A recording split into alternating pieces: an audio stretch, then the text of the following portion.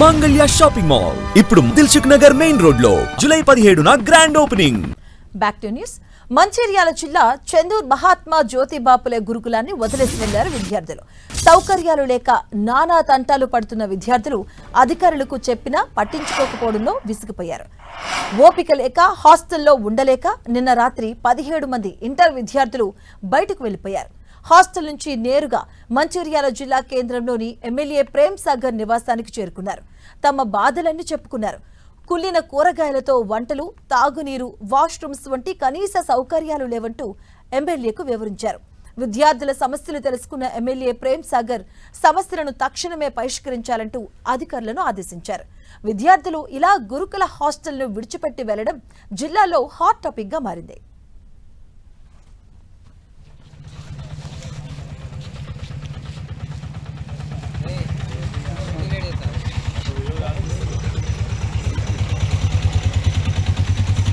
తమ్ముడు మీరు ఎటు వెళ్ళి ఇవ్వాలా?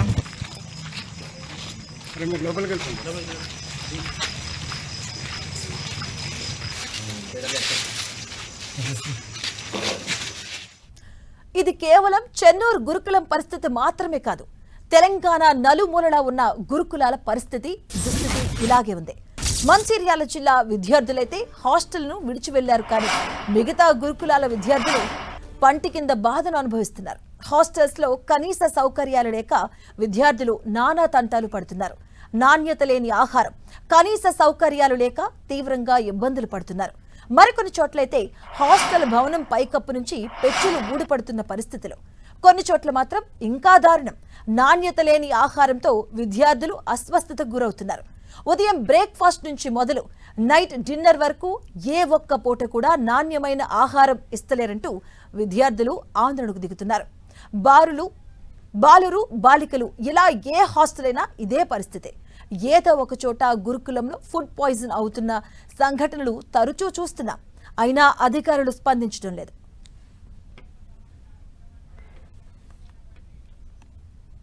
గురుకుల హాస్టల్స్ లో పరిస్థితులు ఎలా ఉన్నాయి, విద్యార్థులు ఎలాంటి సమస్యలు ఎదుర్కొంటున్నారు అనే అంశంపై పూర్తి సమాచారం ఆదిలాబాద్ నుంచి మా ప్రతినిధి ప్రేమ్ సాగర్ అందిస్తారు. ఉమ్మడి ఆదిలాబాద్ జిల్లా వ్యాప్తంగా ప్రభుత్వ సంక్షేమ హాస్టళ్ల పరిస్థితి దయనీయంగా మారిపోయింది. స్వయంగా రాష్ట్ర మంత్రిగా ప్రాతినిధ్యం వహిస్తున్న మంత్రి వివేక్ వెంకటస్వామికి సంబంధించిన చెన్నూరు కాన్స్టిట్యున్సీలో ఇంకా పరిస్థితి చాలా అధ్వానంగా ఉందని చెప్పుకోవచ్చు. తాజాగా అక్కడున్న మైనార్టీకి సంబంధించిన సంక్షేమ హాస్టల్లో కర్రీసు, పప్పు లేకుండా కేవలం అన్నము, కూరతో కలిపిన భోజనం, ఇటీవల కారంతో కలిపిన భోజనం ఇటీవల విద్యార్థులకు పెట్టిన ఇష్యూ అనేది చాలా కలకలం రేపింది. అక్కడ బీఆర్ఎస్ శ్రేణులు వెళ్ళి చాలా ఆందోళన చేశారు, కేసులు కూడా అయ్యాయి.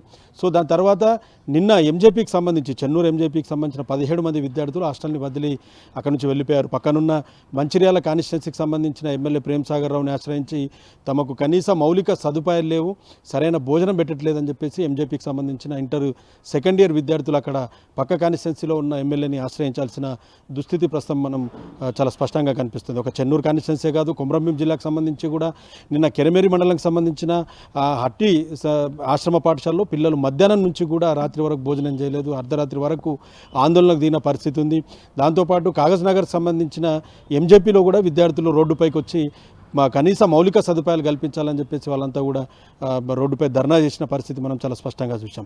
సో ఇదే పరిస్థితి ఉమ్మడి జిల్లా వ్యాప్తంగా మహాత్మా గాంధీకి సంబంధించిన ఎంజేపీ స్కూల్స్ కావచ్చు, దాంతోపాటు గురుకులాలు, మైనార్టీకి సంబంధించిన సంక్షేమ హాస్టల్స్ కావచ్చు, ఆశ్రమ పాఠశాలలు ఐటీడీ ఆధ్వర్యంలో నడుస్తున్న ఆశ్రమ పాఠశాలలో కూడా ఇదే పరిస్థితి. పిల్లలకు నాణ్యమైన భోజనము, పౌష్టికాహారము ఇదంతా కూడా ఈ రెండు మాటలకు సంబంధించి దేవుడెరుగు, కానీ కనీసము రుచికి తగ్గట్టు భోజనం పెట్టట్లేదు. అన్నంతో కూడిన పప్పు, భోజనం కూరతో కలిపి కూడా భోజనం పెట్టలేని దుస్థితి ప్రస్తుతము ఉమ్మడి ఆదిలాబాద్ జిల్లా వ్యాప్తంగా చాలా హాస్టల్లో ఉన్నాయన్న ఆరోపణలు కనిపిస్తున్నాయి.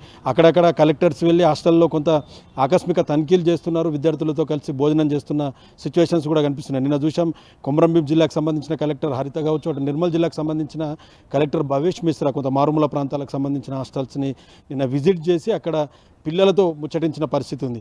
కానీ రాష్ట్ర ప్రభుత్వం నుంచి తగిన నిధులు రాకపోవడం వల్లనే సంక్షేమ హాస్టళ్ళన్నీ కూడా అస్తవ్యస్తంగా కేంద్రంగా మారాయన్నది చాలా స్పష్టంగా కనిపిస్తున్నాయి. తగినన్ని నిధులు లేక పిల్లలకు పౌష్టికాహారం అందక, ఎందుకంటే పూర్తిగా పేద విద్యార్థులు, మధ్యతరగతికి సంబంధించిన విద్యార్థులు మాత్రమే ఈ సంక్షేమ హాస్టల్లో ఉంటూ చదువుకుంటున్నారు.